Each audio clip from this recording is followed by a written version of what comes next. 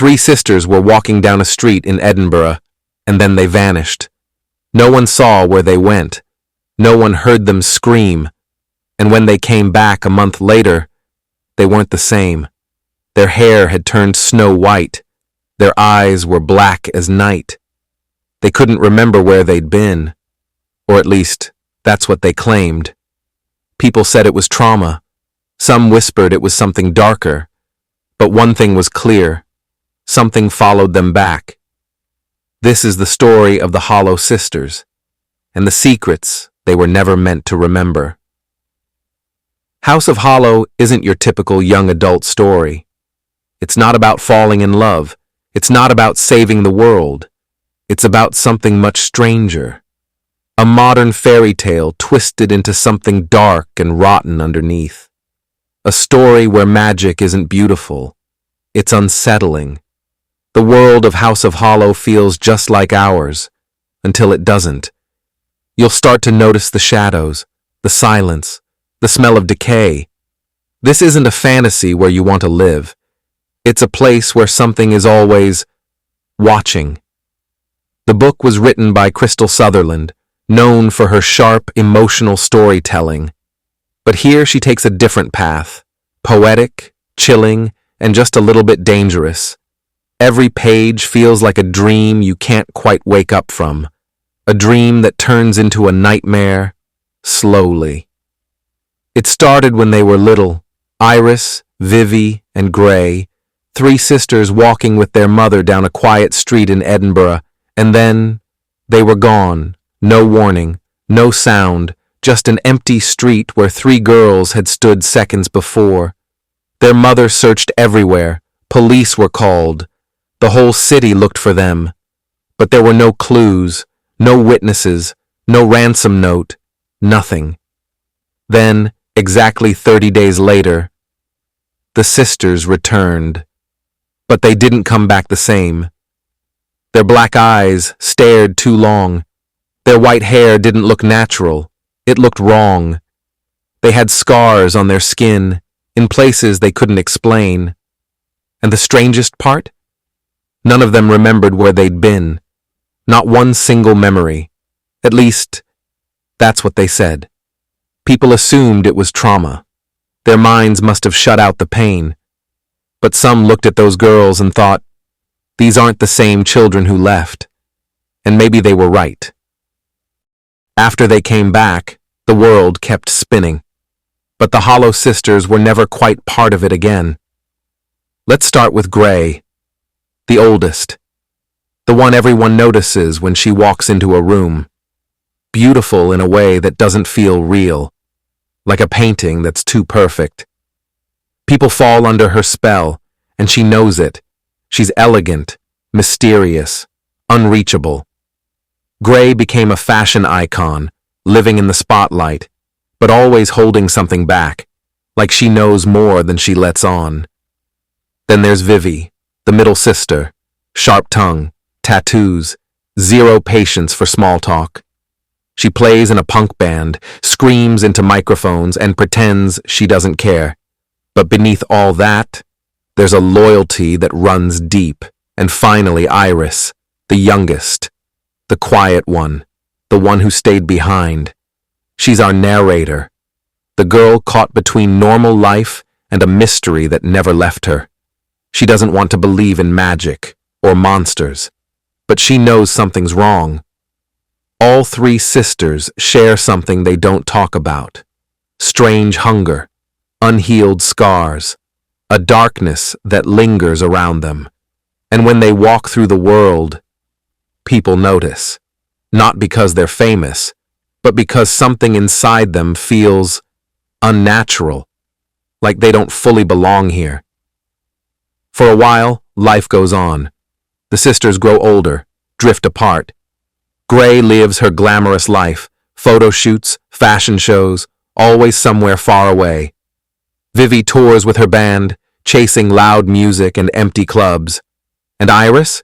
She stays home, goes to school, tries to live a normal life, but nothing ever feels normal when your past still whispers to you. Then, one day, Gray disappears. again. This time, she leaves behind nothing but a strange note and a terrible silence. Iris knows something's wrong. Not just she left for a trip wrong, but wrong in a way that makes her stomach twist. And soon, the signs start creeping in. A man with no face watching from the shadows. A decaying scent that follows her like a warning. A symbol carved into the walls of her dreams. Vivi comes home, and together they begin to search for Gray. But what they find isn't just clues. It's the edge of something they were never meant to see again. Something calling them back. And this time, it doesn't plan to let them go. The search for Gray doesn't feel like a normal missing person case. It feels cursed. Wherever Iris and Vivi look, something's off. They find places Gray had been, but they're covered in rot. Flowers blooming where they shouldn't. Walls weeping black liquid. Iris starts seeing things. A masked man standing just far enough away to vanish when she blinks. A scent she can't escape. Something sweet and spoiled. Then come the memories. Not hers. Not anyone's she can explain. Flashes of a dark forest, blood on skin, symbols carved into bone, and all of it somehow connected to Gray. The deeper they go, the more the world around them bends. People lie. Time skips. The past starts bleeding into the present, and Iris begins to wonder, what if Gray didn't disappear? What if she went back?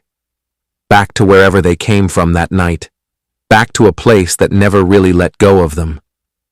They call it the halfway, a world that isn't quite life and isn't quite death.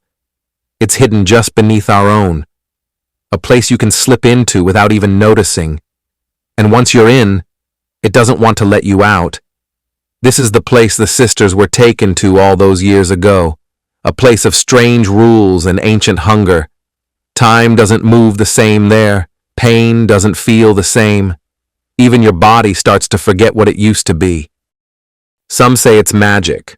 Others call it something much older. A forest where things grow that shouldn't. Where bones whisper and beauty hides decay. Iris and Vivi begin to realize they didn't just experience something supernatural. They were changed by it. And if Gray has gone back to the halfway, then finding her won't just be hard. It might be impossible. Because the more you remember the halfway, the more it remembers you. House of Hollow isn't just about what's scary. It's about what's real, even when everything around you feels like a dream. At its core, this story is about identity. Who are we, really, if our memories are missing? If our bodies aren't what they used to be? If the world treats us like something other? The Hollow Sisters don't just fear what happened to them. They fear what they are. Then there's sisterhood. Through all the silence, secrets, and distance, their bond never truly breaks. Love is what drives them, even when it hurts, even when it leads them into darkness.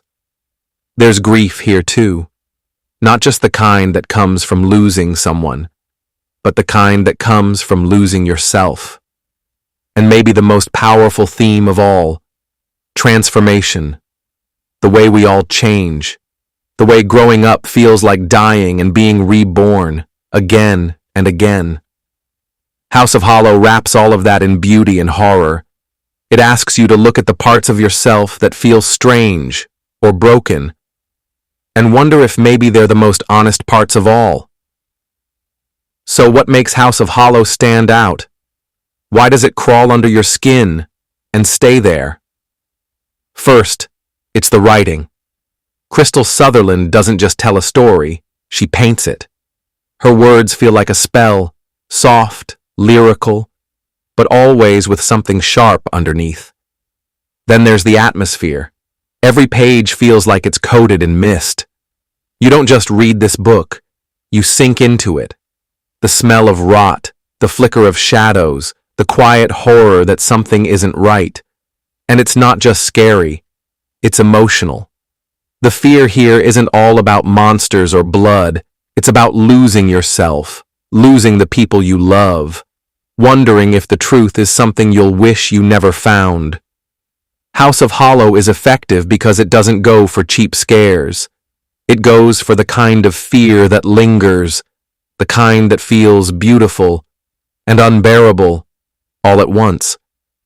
House of Hollow is the kind of story that doesn't give you all the answers. It leaves space, empty, echoing space for your mind to wander. It's unsettling, but also strangely beautiful. A horror story wrapped in velvet. And long after the final page, you'll find yourself thinking about it, about the sisters, about the halfway, about what it really means to come back from something that changed you. It's not just a book you read, it's a book you feel, and the question it leaves you with is simple but terrifying. If something once took you and gave you back to the world a little different, would anyone even notice? So now I want to ask you, if someone you love disappeared for a month and came back just a little off, would you still trust them? Or would you wonder what came back wearing their face? Let me know your thoughts in the comments. I'd love to hear if this story pulled you in like it did me. And if you enjoy dark, strange, and beautiful stories like this one, go ahead and hit that like button and subscribe for more. Because some stories deserve to be told, even if they leave you looking over your shoulder. Thanks for watching.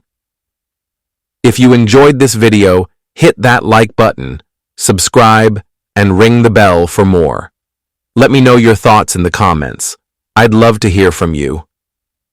See you in the next one. Bye for now.